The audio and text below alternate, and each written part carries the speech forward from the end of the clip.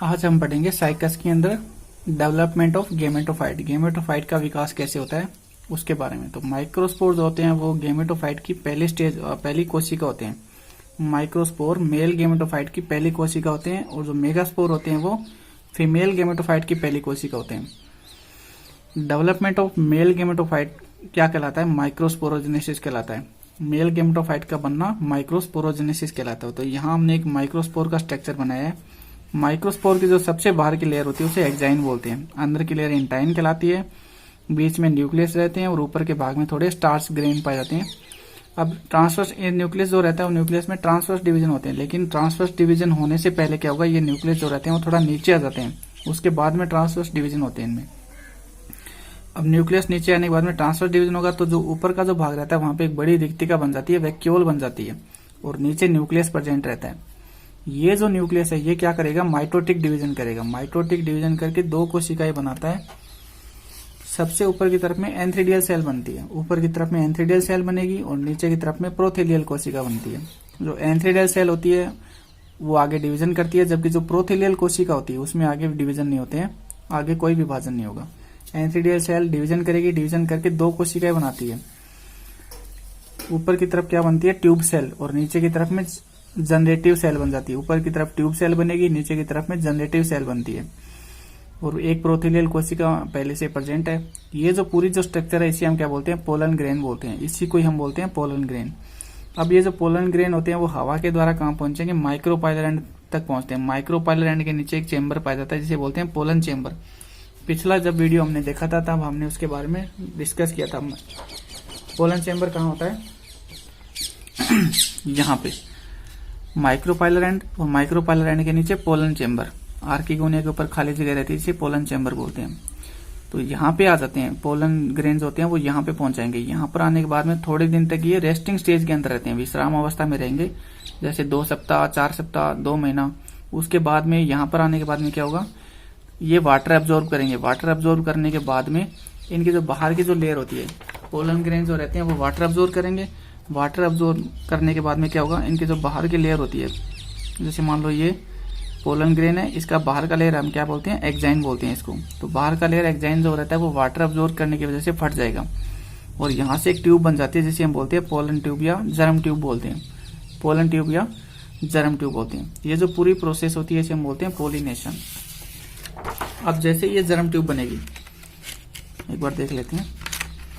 जैसे ही ये germ tube बनेगी तो ये जो जनरेटिव कोशिका होती है, ये डिवीजन करना चालू कर देगी। जैसे ही जर्म ट्यूब बनेगी जनरेटिव कोशिका डिवीजन करना चालू कर देगी और ये दो कोशिकाएं बनाती है, एक बॉडी सेल बनाती है और एक स्टॉक सेल बनाती है। एक बॉडी सेल और एक स्टॉक सेल बनाती है और ये जो पोलन ट्यूब होती है ये आर्किगोनिया की तरफ में आ जाती है। जैसे यहाँ पे खाली जगह रहती है जैसे पोलन चेंबर, और यहाँ पे पोलन ग्रेन क्या बनाते हैं, पोलन ट्यूब बना लेते हैं। तो ये पोलन ट्यूब यहाँ पे आर्किगोनिया रहती है और ये पोलन ट्यूब होती है यहाँ से इस तरह से नीचे की ओर निकल जाती है। इसके अंदर मेल गेमेट बनते हैं पोलन ट्यूब में।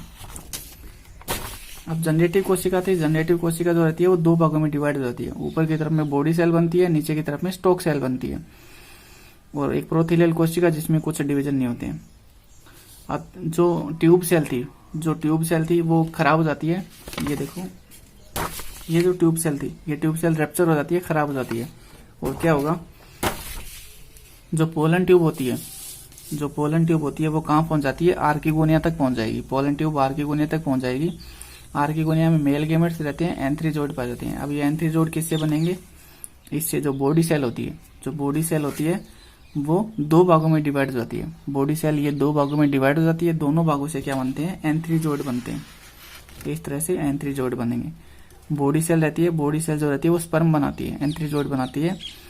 इस तरह से ये स्पाइरल प्लेट रहती है। जैसे मान लो ये बॉडी सेल 2 भागों में डिवाइड हो गई। अब बीच में इसके एक ग्रेन पाया जाता है, कण पाया जाता है छोटा, जिसे हम बाइफेरोब्लास्ट बोलते हैं। और बाइफेरोब्लास्ट के पूरा ऐसे चारों तरफ प्लेटें बहुत सारी इकट्ठी हो जाती है जिसे स्पाइरल प्लेट बोलते हैं।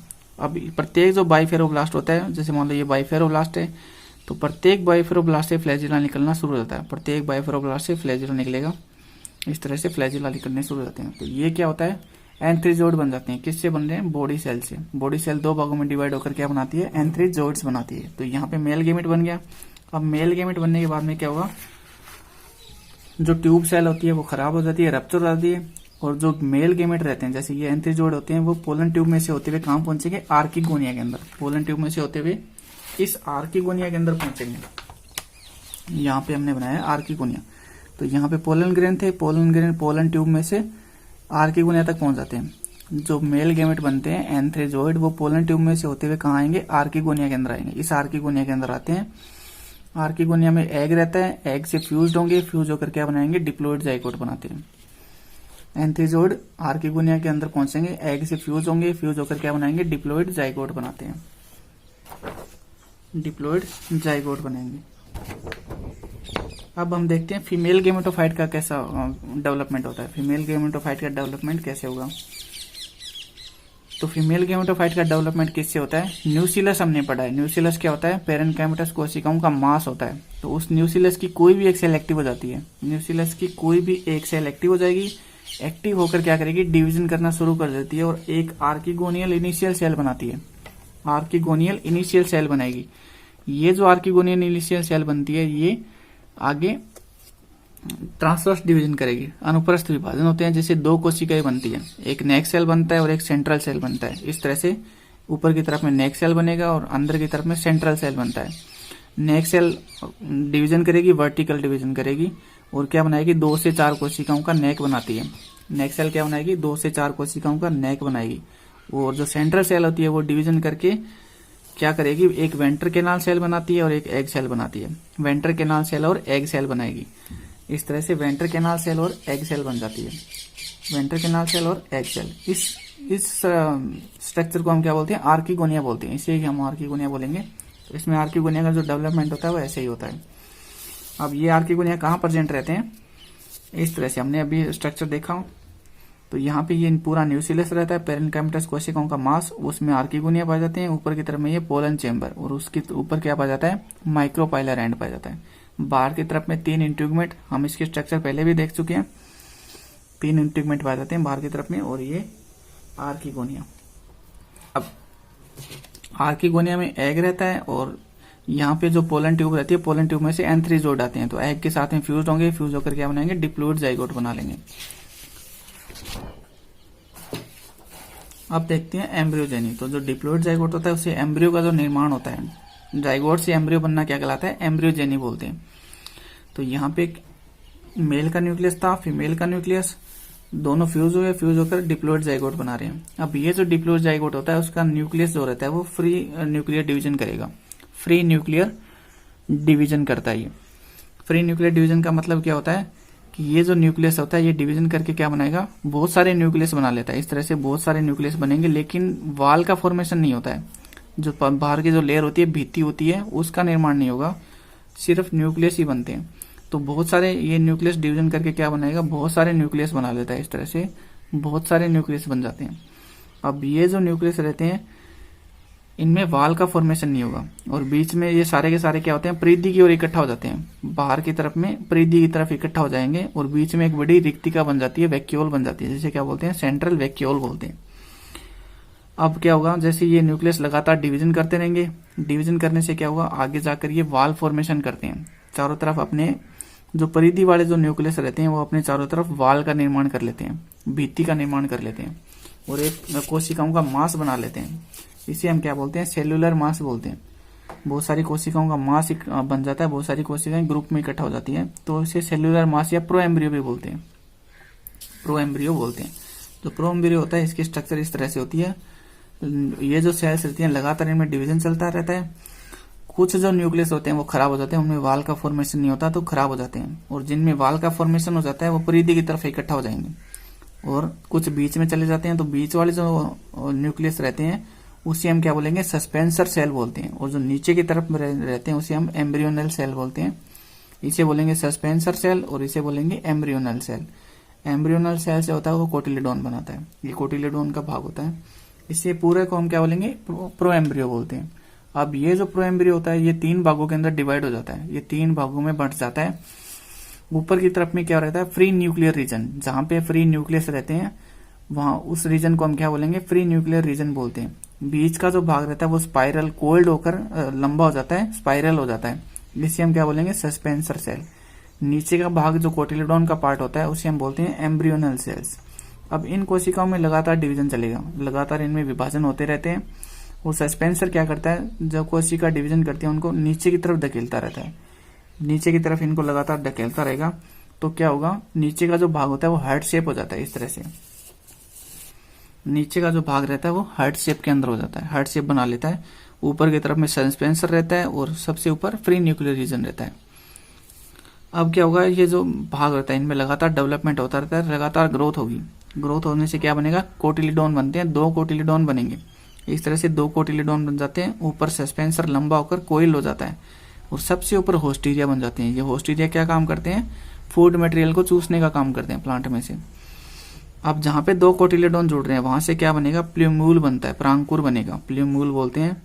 और जहां पे सस्पेंसर कोटिलिडोन से जुड़ रहे हैं वहां से क्या बनेगा, रेडिकल, मूलांकुर निकलते हैं। वहां से रेडिकल निकलेंगे, मूलांकुर निकलेंगे। तो बहुत सारे जाइगोट होते हैं, बहुत सारे जाइगोट होते हैं और बहुत सारे सस्पेंसर बनते हैं, बहुत सारे जाइगोट, बहुत सारे सस्पेंसर बनते हैं। कुछ इसकी जो स्पीसीज होती है वो पोली एम्ब्रियोनी होती है, बहुत सारे एम्ब्रियो बनते हैं। तो कुछ स्पीसीज कैसी होती है, पोली एम्ब्रियोनी होती है। अब कोटिलिडोन किसे बोलते हैं, जैसे बीज, सीड जब उगता है, सीड जब उगता है तो 2 पत्तियां निकलती है साइड में से, मोटी मांसल पत्तियां निकलती है। इन्हीं से पूरा जो प्लांट जो होता है वो फूड मटेरियल लेता है। मोटी मांसल पत्तियों के अंदर क्या रहता है, पूरा फूड मटेरियल उनके अंदर भरा हुआ रहता है और ये फूड मटेरियल इसको प्लांट को देते रहते हैं। तो इसी से फूड मटेरियल लेंगे और इसी से क्या बनेगा, स्टेम बनेगा। उसी से स्टेम बनता है, नीचे की तरफ में रूट निकलती है। तो इन ये जो स्ट्रक्चर होती है इसे हम क्या बोलते हैं, कोटिलिडोन बोलते हैं, कोटिलिडोन। अब कोटिलिडोन बन गया, इसके बाद में क्या होगा, इस तरह से सस्पेंसर पूरा लंबा हो जाता है, सस्पेंसर पूरा लंबा होकर कोल्ड हो जाएगा और नीचे की तरफ में एम्ब्रियो का फॉर्मेशन हो जाता है, नीचे की तरफ में भ्रूण बनने लग जाता है, जिसे हम क्या बोल रहे थे, एम्ब्रियोजेनी बोलते हैं ना। जाइगोट से भ्रूण का बनना क्या कहलाता है, एम्ब्रियोजेनी। जो कोटिलिडोन रहते हैं इस तरह से 2 कोटिलिडोन आपस में जुड़ते हैं और सस्पेंसर जो रहता है इस तरह से पूरा एक सस्पेंसर का भाग बन जाता है, इस तरह से। अब क्या होगा, लगातार सेल्स डिवीजन करती रहेंगी और क्या होगा, ऊपर की तरफ में जहां पे 2 कोटिलिडोन जुड़ते हैं वहां से प्ल्यूम्यूल निकलता है, स्टेम का पार्ट बनता है। तो ये स्टेम बन रहा है और नीचे की तरफ में रेडिकल, मूलांकुर निकलते हैं। नीचे के भाग से रेडिकल, यहाँ से मूलांकुर निकलना शुरू हो जाते हैं और क्या बनता है, साथ में सीड फॉर्मेशन हो जाता है, सीड का निर्माण हो जाता है। पूरा कोटिलिडोन के ऊपर वाले भाग में से प्ल्यूम्यूल निकलता है, वहां से लीफ वगैरह बन जाती है और साइड में क्या होगा, एक सीड का फॉर्मेशन हो जाता है, सीड बन जाता है। नीचे की तरफ में ये यहाँ पे एम्ब्रियो रहता है, भ्रूण रहता है। अब क्या होगा, सीड का जो स्ट्रक्चर होता है वो इसमें इस प्रकार से होता है, एम्ब्रियो का फॉर्मेशन हो जाता है और सीड बनता है। सीड का फॉर्मेशन, सीड का जो स्ट्रक्चर होता है वो इस तरह से होता है। सीड में सबसे बाहर की तरफ जो लेयर पाई जाती है उसे बोलते हैं आउटर फ्लैशी लेयर, मोटी मांसल लेयर होती है जिसे आउटर फ्लैशी लेयर बोलते हैं। ये रेड या ऑरेंज कलर की होती है। जो मिडल लेयर होती है उसे हम मिडल स्टोनी लेयर बोलते हैं, बीच वाली जो लेयर होती है उसे मिडल स्टोनी लेयर बोलते हैं। ये स्क्लेरन काइमेटस कोशिकाओं की बनी हुई रहती है, स्क्लेरन काइमेटस कोशिकाओं की बनी हुई होती है। सबसे अंदर की जो लेयर होती है उसे इनर फ्लैशी लेयर बोलते हैं, इनर फ्लैशी लेयर। ये भी मोटी मांसल होती है, अंदर में कोटिलिडोन रहते हैं और ये एंडोस्पर्म इसके अंदर भरा हुआ रहता है। जहां से कोटिलिडोन जुड़ते हैं उस भाग को क्या बोलते हैं, सस्पेंसर बोलते हैं। यहाँ पे सस्पेंसर है और ऊपर की तरफ में माइक्रोपाइलर एंड रहता है, बिजांड द्वार जिसको बोलते हैं हिंदी में, माइक्रोपाइलर एंड, माइक्रोपाइलर रीजन होता है। ठीक है, तो इस तरह से यहाँ पे सीड का फॉर्मेशन हो जाता है। उसके बाद में वापस गेमेटोफाइट स्टेज शुरू हो जाती है, प्लांट का फॉर्मेशन हो जाता है। सीड से क्या बनेगा, प्लांट बनेगा। तो यहाँ पे हमारा जो साइकस था उसका गेमेटोफाइट जो वो है कंप्लीट हो जाता है। Thank you.